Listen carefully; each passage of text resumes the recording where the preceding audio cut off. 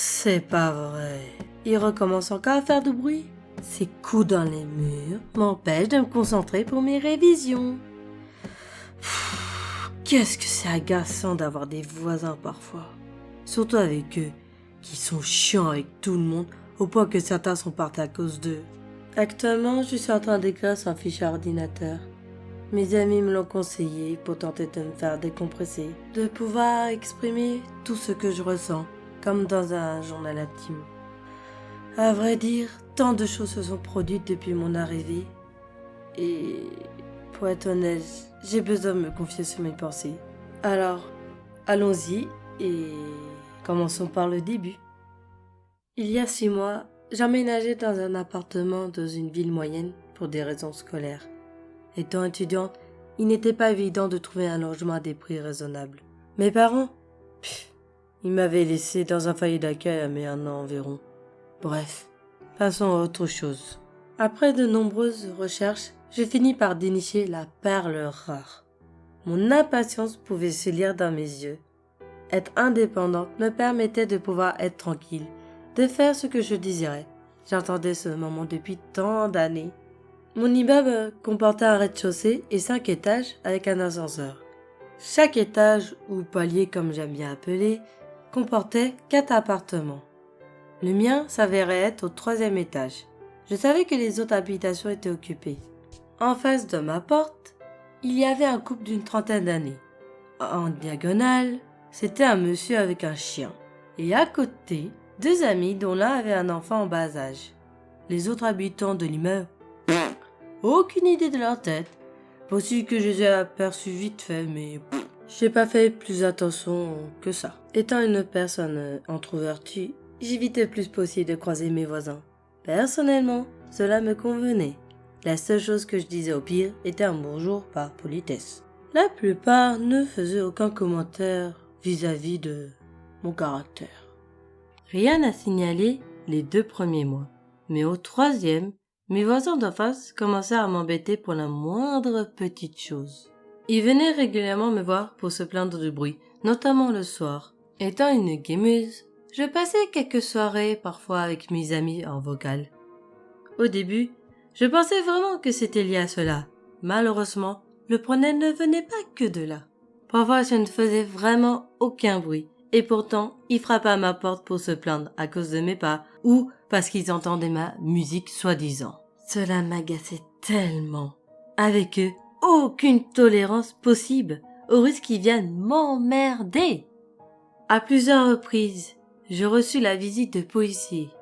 Et m'y suis car à chacune de leurs visites que mes voisins avaient déposé une main courante, soit pour nuisance sonore, soit pour tapage nocturne.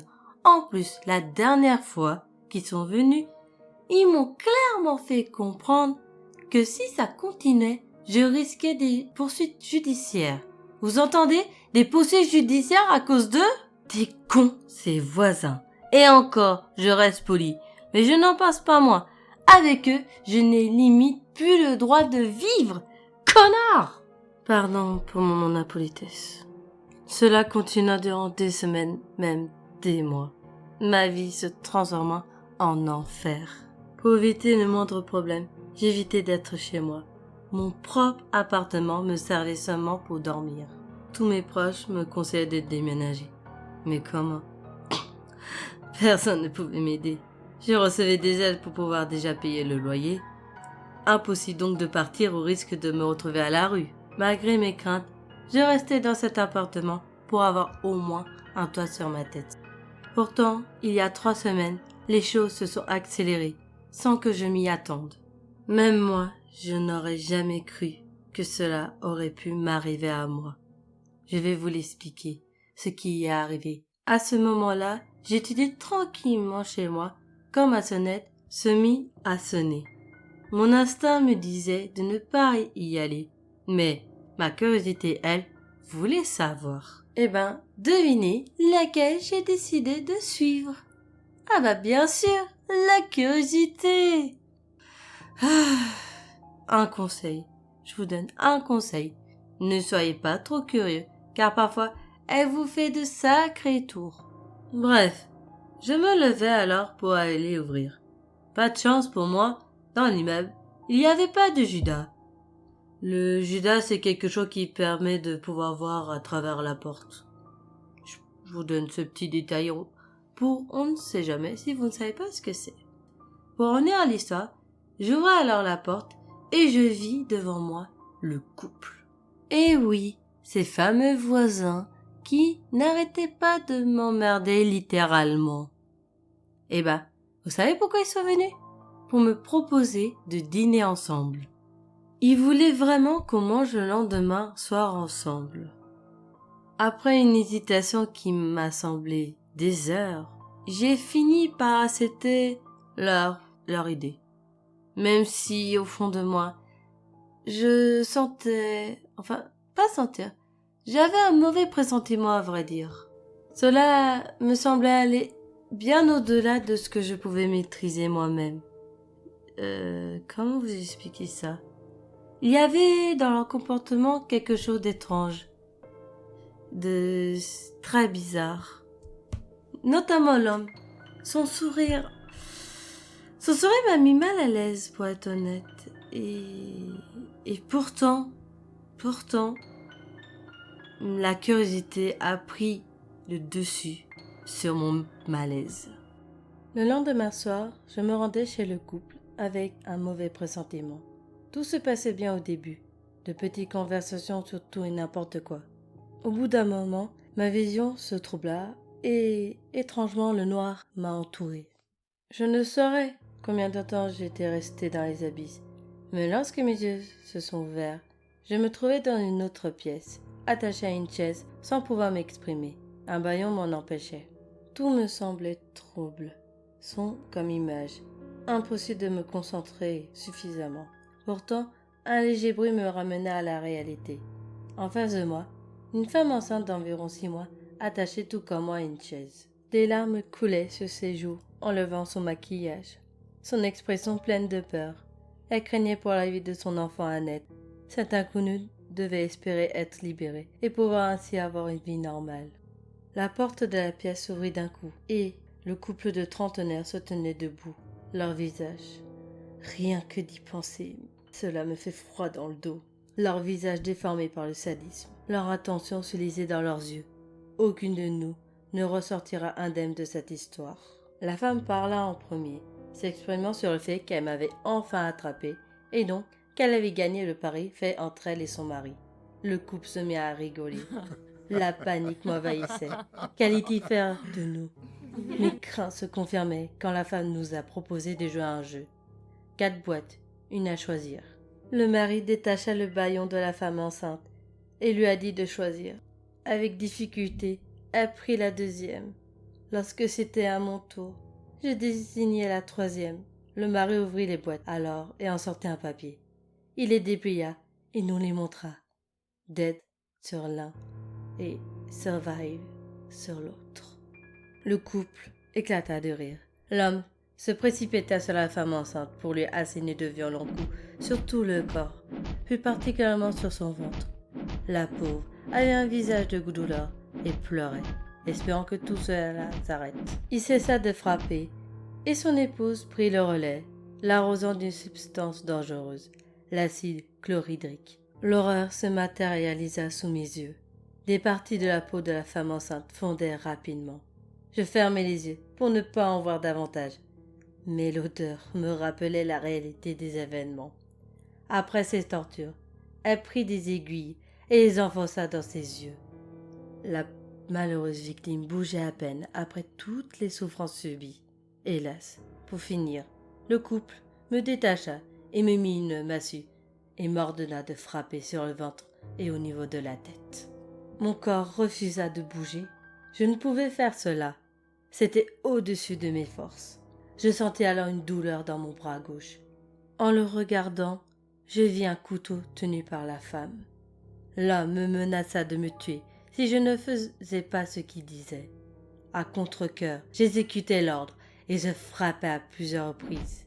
Des larmes coulaient sans que je puisse les arrêter. Cela dura plusieurs minutes, voire plus. Mon esprit avait cessé de fonctionner pendant ce moment. Après un certain temps, l'homme m'arrêta. Je regardai alors l'inconnu. Je n'arrivais plus à la reconnaître. Ses yeux étaient vides de vie. Une partie de sa tête défigurée. Son ventre à moitié ouvert, où on pouvait voir le bébé massacré. Mon corps, ne supportant plus cette vision d'horreur, s'effondra à terre. Je pleurais silencieusement, choquée. Je venais de tuer une femme et son bébé. Comment tout cela avait-il pu arriver?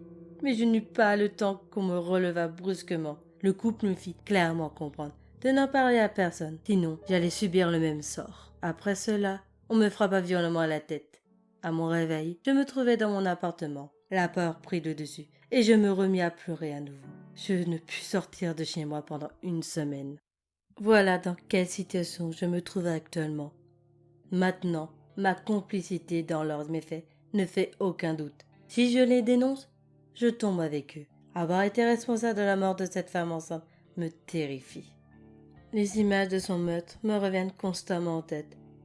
Désormais, il me demande de les aider parfois dans les tâches les plus ingrates. Mon esprit s'embrouille, rien que d'y penser. Des nausées me viennent quelquefois. Des cauchemars hantent mes nuits avec les corps des victimes. Mes voisins avec leurs sourires sadiques et me menaçant de me tuer. À cause de tout cela, j'ai dû aller consulter un médecin pour me faire prescrire des médicaments, m'ayant diagnostiqué une dépression nerveuse. Je n'arrive plus à aller en cours aussi souvent qu'avant. Mes amis m'envoient leurs cours, mais je ne peux pas continuer comme cela, à vivre dans la terreur. Qu'est-ce que je devrais faire? Dois-je les dénoncer au risque d'un procès et d'une condamnation ou continuer à les assister? Actuellement, aucune réponse ne me vient. En attendant, les coups dans les murs et les cris se font encore entendre en ce moment même, pendant que j'écris sur ce fichier. Cela me fait mal au cœur, mais comme les autres fois, je ne les dénoncerai pas, et je les aiderai à cacher le crime aux yeux des autres personnes de l'immeuble. Combien de temps cela va encore durer avant que je ne craque complètement et que ma dépression me tue entièrement? Et qui sait, peut-être qu'un jour, je ferai partie de leur liste de victimes. Il y a de grandes chances que cela arrive d'ici peu. Le couple m'a fait comprendre à sa manière comment ils allaient s'occuper de moi. Voilà, je ne vois pas ce que je pourrais rajouter, à part je vous donner un conseil. Méfiez-vous de vos voisins, car les apparences sont souvent trompeuses. On ne connaît jamais vraiment les personnes. Une part d'ombre peut se cacher derrière leur sourire. Et leurs esprits peuvent renfermer de terribles atrocités qu'aucune personne ne peut imaginer. Je ne souhaite à quiconque de vivre mon enfer, même pas à mes pires ennemis. Je vous dis au revoir, et à jamais, car lors de la lecture de cette confidence, il y a de grandes chances que je ne sois plus là, probablement morte ou en hôpital psychiatrique. Ces deux solutions sont mes portes de secours face à l'horreur. Alors, je n'ai qu'une chose à vous dire avant de terminer cette confidence. Adieu.